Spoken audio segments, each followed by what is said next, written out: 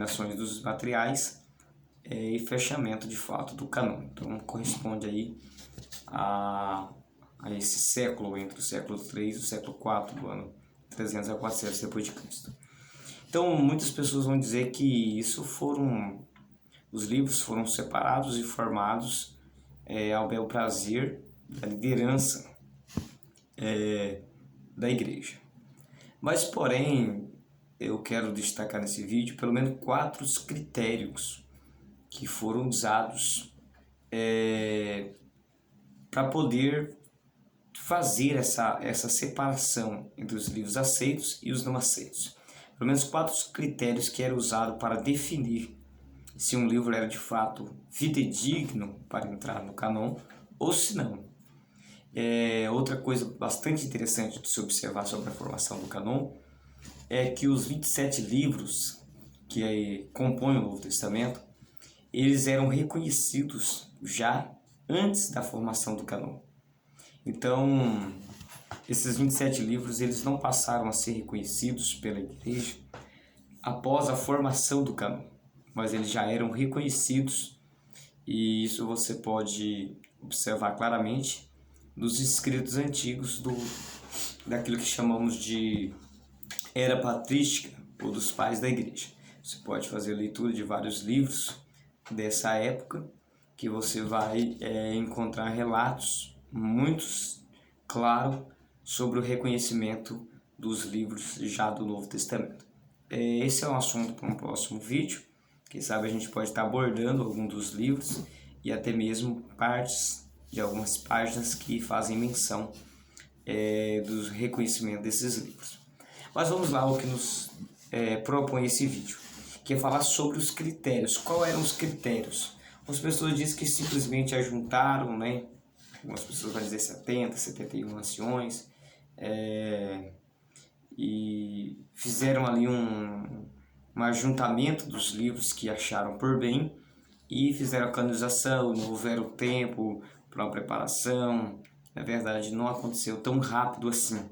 Como eu disse já de início, nós não temos como datar de fato uma datação bem exata, mas gira em torno aí dos anos 300 a 400 a canonização. É um processo que levou um determinado tempo para ficar pronto. Mas houve sim critérios. A grande pergunta é se houve algum critério para que os livros fossem separados. Houve sim critérios. E entre eles eu quero destacar os 4 critérios principais para a canonização do Novo Testamento. Então vamos lá. Primeiro critério é apostolicidade. Esse é o primeiro critério para a formação do cânon do Novo Testamento. Apostolicidade.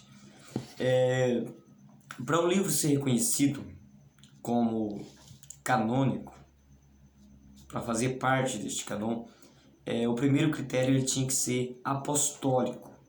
Ou ele devia ser escrito por um apóstolo, ou devia ser endossado por um apóstolo. Por exemplo, nós temos o Evangelho de João, é escrito por um apóstolo, assim como também suas cartas. Temos as cartas de Pedro, que também são escritas por apóstolo. A carta de Tiago, que também é escrito por apóstolo. Mas, por exemplo, nós temos o Evangelho segundo a escrita de Lucas, que não é por apóstolo, mas segundo a tradição antiga foi endossado pelo apóstolo Paulo. Nós temos o Evangelho de Marcos, que também não é de um apóstolo, mas foi endossado pelo apóstolo Pedro. Então, esse é o primeiro critério. Ou devia ser escrito por um apóstolo ou endossado por um apóstolo. Então, o primeiro critério, se não fosse escrito por um apóstolo ou endossado por um apóstolo, não seria aceito para fazer parte do cânon do Novo Testamento. Então, esse é o primeiro critério. E a razão, algumas pessoas vão dizer que isso é algo que foi feito para que a visão dos apóstolos, para que o iludimento, algumas pessoas vão colocar assim, criado pelos apóstolos, fosse mantido de pé, uma vez que somente o argumento deles poderiam prevalecer. E não é bem assim. A gente sabe que eles acompanharam Jesus, eles foram testemunhas oculares dos fatos, então realmente é digno isso, é aceitável que eles seja um padrão de definição do que realmente aconteceu. Há poucos dias eu falando sobre isso com um amigo, eu falei que não seria aceito se um indivíduo que não conheceu a nossa história, que não viveu com a gente, quisesse depois escrever algo diferente do que a gente viveu. Qualquer pessoa que viveu com a gente, presenciou os fatos, foi testemunhas oculares da nossa vida, daqui a anos depois da nossa morte, seria aceitável que esses amigos nossos defendessem e não aceitassem essas escritas que não fossem de acordo com o que realmente foi vivido na nossa vida, presenciado por aqueles que estavam próximos de nós. Então isso faz muito sentido ao falarmos sobre o Novo Testamento. De fato, os apóstolos eles têm essa autonomia de não aceitar aquilo que difere do que realmente eles presenciaram com seus próprios olhos. Então é aceitável que a base para o Novo Testamento seja uma base apostólica. O segundo critério é a antiguidade. Então nós temos primeiro a apostolicidade e segundo a antiguidade. Um livro para ser aceito, para fazer parte do canônico do Novo Testamento, ele tinha que ser antigo, tinha que ser livro escrito do primeiro século. Porque essa é uma razão também bastante boa, bastante convincente. Porque uma vez que os anos se passaram, aqueles que presenciaram os fatos morreram, a porta está aberta para surgir informações secundárias que não giravam no primeiro século, e as pessoas que presenciaram os fatos, que são testemunhas oculares, elas já morreram, então não tem como se provar mais ao contrário.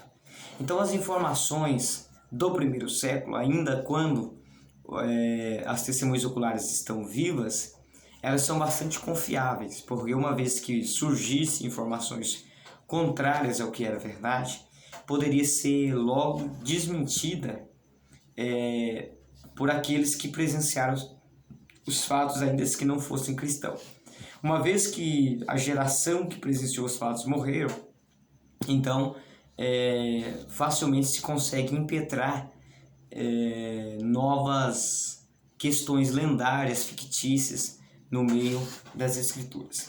Então eu estou também de acordo e creio ser um critério muito bom a questão da antiguidade, porque aí a gente consegue ter uma peneira para se passar o que está sendo escrito, e essa peneira é a própria geração que presenciou os fatos, embora não seja cristão, mas eles presenciaram e estavam ali prontos para desmentir se surgisse questões lendárias e fictícias sobre Jesus e os seus feitos. Ainda mais, alguns evangelhos apócrifos, que nós chamamos de pseudos evangélicos, que surgiram no século III, no século IV, como o evangelho de Tomé, por exemplo, e outros, que trazem muitas questões lendárias concernente à pessoa de Jesus e até mesmo de Maria, que não foram aceitos de forma alguma. Porque, por exemplo, um evangelho apócrifo de Tomé do século III, do século IV, como também o evangelho apócrifo de Pedro, enfim, os apóstolos já haviam morrido no primeiro século. Então é notório que esses evangelhos não foram escritos por eles, mas que alguém ousou colocar o nome dos apóstolos para ganhar peso, né? A gente sabe que isso era muito comum naquele tempo. Quando um certo escritor queria dar peso a seus escritos, ele apelava as suas escrituras para o nome de alguém que realmente tinha peso naquele tempo, como os apóstolos. Então, um evangelho, um possível evangelho que apareça no nome de Pedro, de Tomé, de Paulo, no século III, século IV, jamais seria aceito, porque a sua data ela é posterior à morte dos apóstolos. Então não tem antiguidade, não tem base para ter sido escrito pelos apóstolos, e ainda a sua data, sendo de séculos depois, tem a porta aberta para ser impetrado neles ficções, questões lendárias e assim por diante. Então, o primeiro requisito aí é a apostolicidade, o segundo é a antiguidade e o terceiro é a ortodoxia. Esse é o terceiro método para se definir se o livro era canônico ou não. É a ortodoxia, Ou seja, o livro tinha que estar de acordo com os ensinamentos de Jesus e do início da era cristã.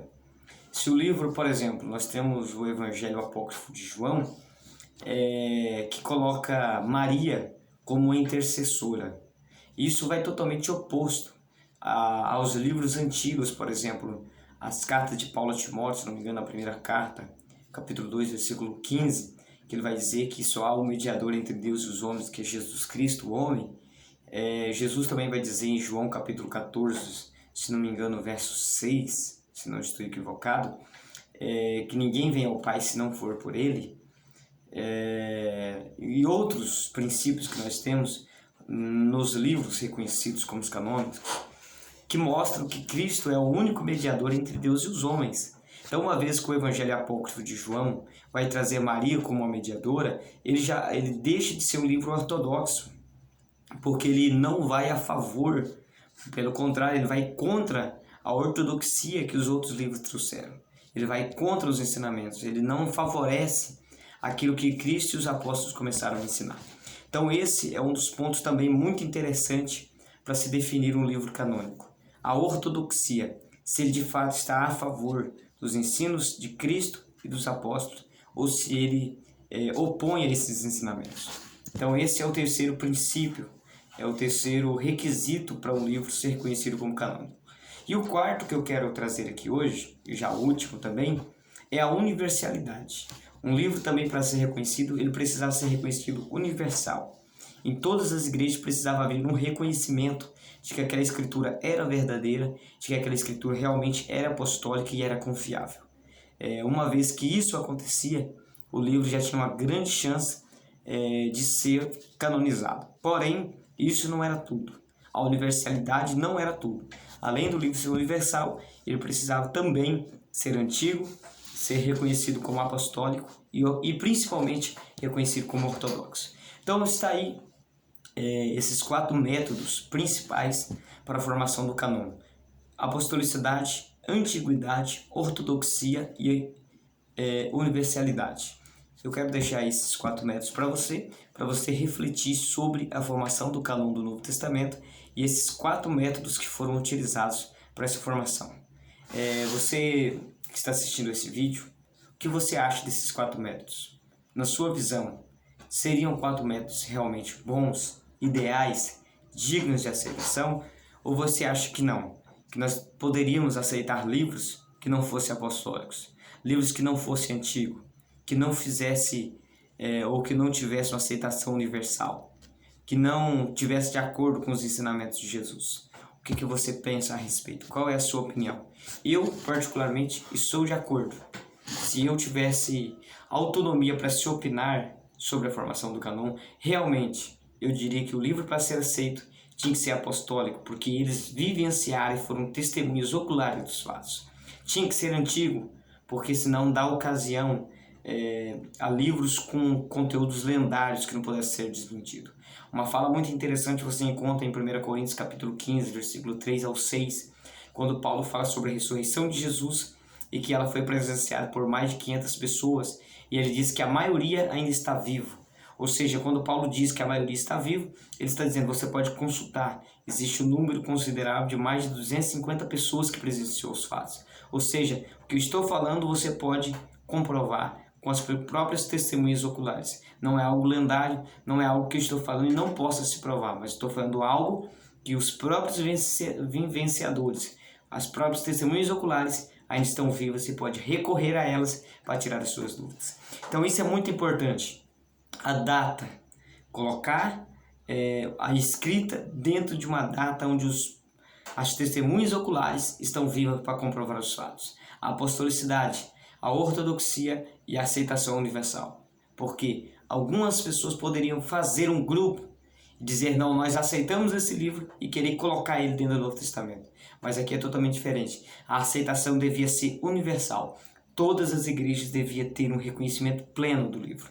Então isso é muito importante. Então deixa a sua opinião aqui nos comentários. O que você acha? Qual é a sua opinião? Você está de acordo com esses 4 requisitos, esses 4 métodos de identificação dos livros? Ou você acha que eles são desnecessários? tá bom? Não esqueça de deixar o seu like, se inscrever no canal e até o próximo vídeo. Deus abençoe a todos, em nome de Jesus.